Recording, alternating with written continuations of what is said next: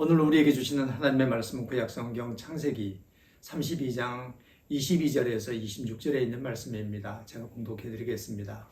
이 계시의 말씀을 봉독할 때 다 함께 살아계신 하나님의 음성을 들으실 수 있기를 바랍니다. 밤에 일어나 두 아내와 두 여종과 11 아들을 인도하여 야복 나루를 건널세.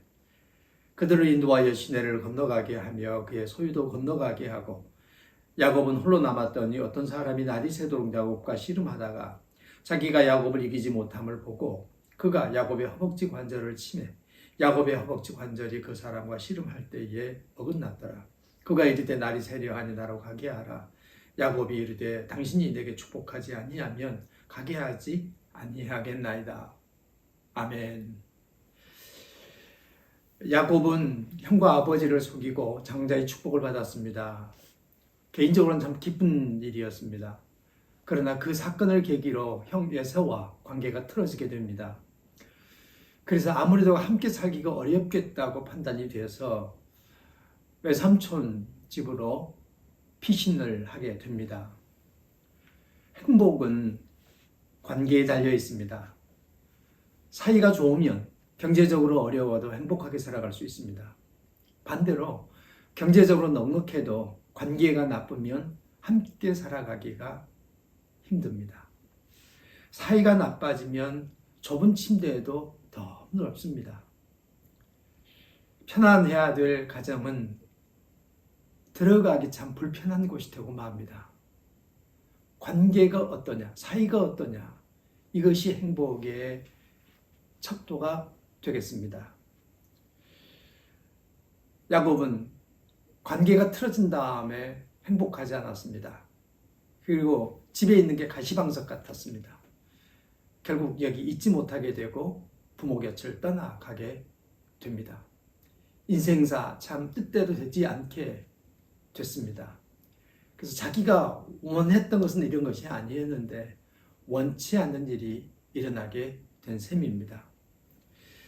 흔히 뜻대로 되지 않는 게 몇 가지 있다 이렇게 얘기합니다. 그 첫째가 자식입니다. 자식이 뜻대로 되지 않죠. 자식이 공부를 좀 잘해주고 관계도 좋고 그럼 참 좋겠지만 그게 부모 뜻대로 되지 않습니다. 골프하는 분들은 골프가 뜻대로 되지 않는다고 얘기하더라고요. 골프 간단할 것 같은데 막대기 하나 가지고 공 쳐서 홀에 넣는 거니까 그게 그렇게 간단하지 않다고 얘기합니다. 그래서 뜻대로 안 된다고 말합니다. 하나가 더 있습니다. 자기 마음이 자기 뜻대로 되지 않습니다. 마음이 닫히면 어떤 일이 있어도 마음을 열기가 어렵습니다. 내 마음도 그런데 사실은 상대방도 마찬가지라고 얘기할 수 있겠습니다.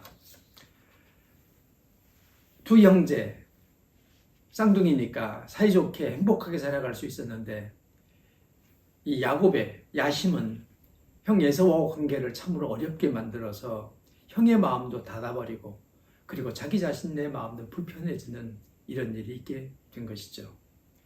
그래서는 집을 떠났다가 거부가 되어서 이제 다시 돌아오는 장면이 오늘 본문에 있는 말씀입니다. 집으로 거부가 되어서 돌아오는데 마음에 계속해서 걸리는 게 있습니다. 형 에서와의 관계였습니다. 그래서 본문에 보시는 대로 뇌물을 앞세우기도 하고 가족을 앞세우기도 하고 어떻게 해서든지 형과 이 끊어진 관계, 닫힌 관계를 다시 맺어보고 그걸 좀 새롭게 풀어보려고 노력을 하는데도 그게 해결책이 되지 않는다는 것이 야곱의 마음속에 스멀스멀 기어 들어왔습니다. 결국 어떻게 됐느냐? 24절 말씀을 보시면 야곱은 홀로 남았더니 야곱 홀로 남게 됐습니다.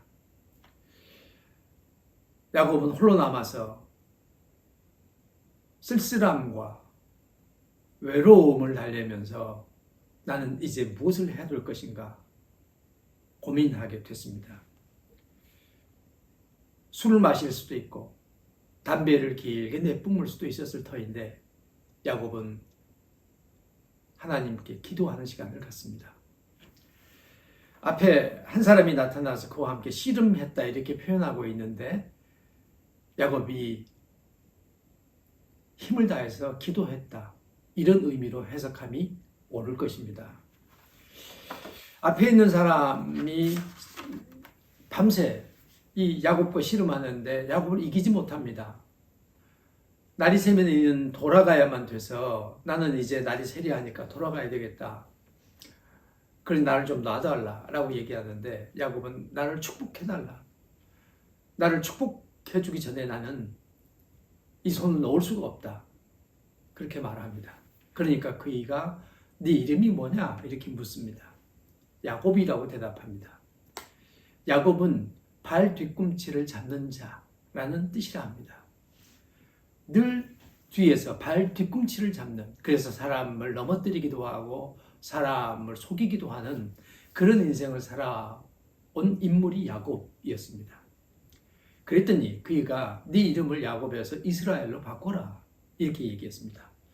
성경 각주 나나주 1일이라고 되어 있는 것을 보시면 하나님과 겨루어의 이김 이렇게 되어 있습니다.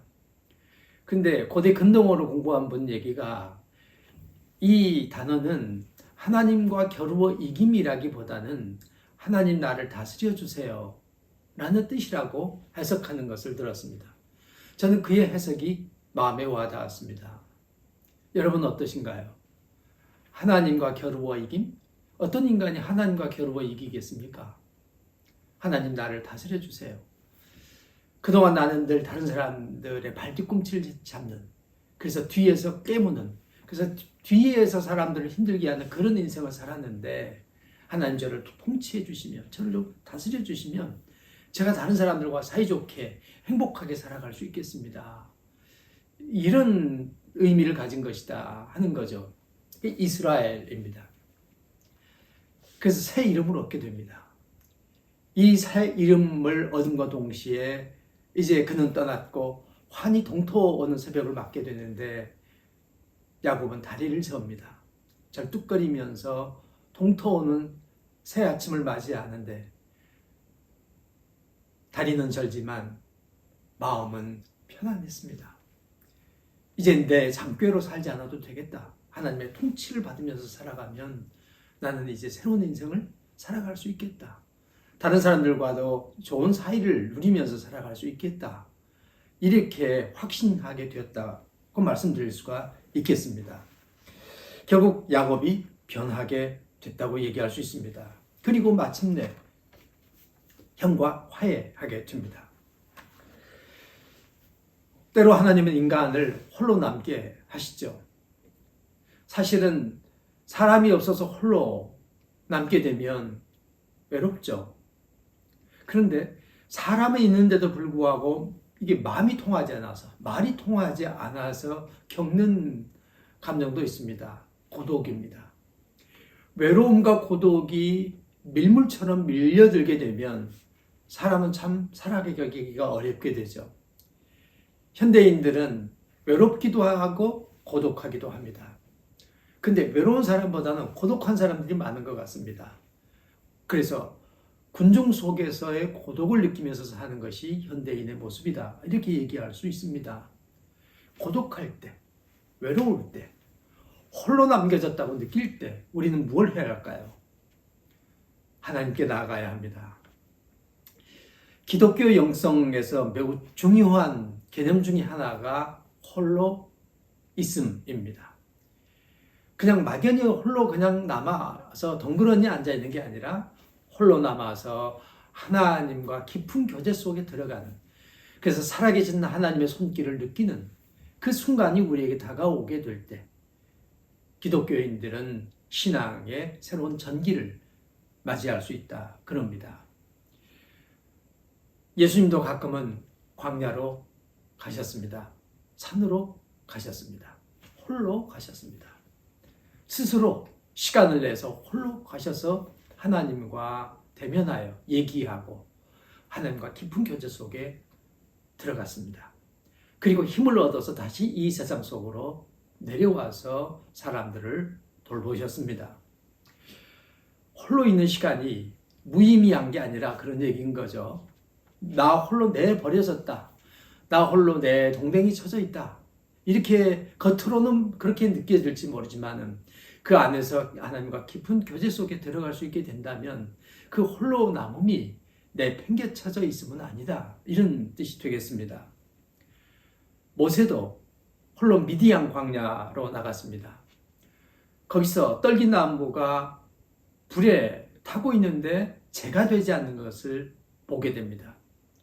태워도 재가 되지 않는 그 가시떨기를 보면서 그 앞에 무릎을 꿇게 되죠. 그리고 거기서 하나님을 만나 사명을 받게 됩니다.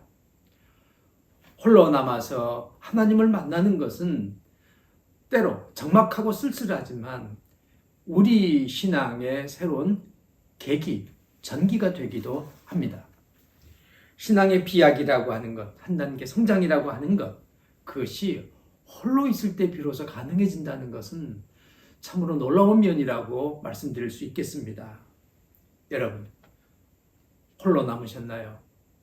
나 혼자 남았다. 이렇게 생각이 돼서 외로우신가요? 그 시간이 하나님의 손길을 느끼는 소중한 계기가 되시기를 바랍니다. 그러면 홀로 남겨짐이 결코 외로움이 아니고 홀로 남음이 여러분의 내면을 성장시키는 소중한 계기가 될 것입니다. 야곱은 야복강가에 홀로 남았습니다. 그리고 하나님의 손길을 느꼈습니다. 환히 동토는 새벽을 맞이하면서 비록 그는 다리는 절었지만 야곱에서 이스라엘이 되어 걸어나갑니다. 그리고 한 민족의 아버지가 됩니다. 여러분에게도 야곱에게 있었던 것과 같은 축복이 있게 되기를 바랍니다.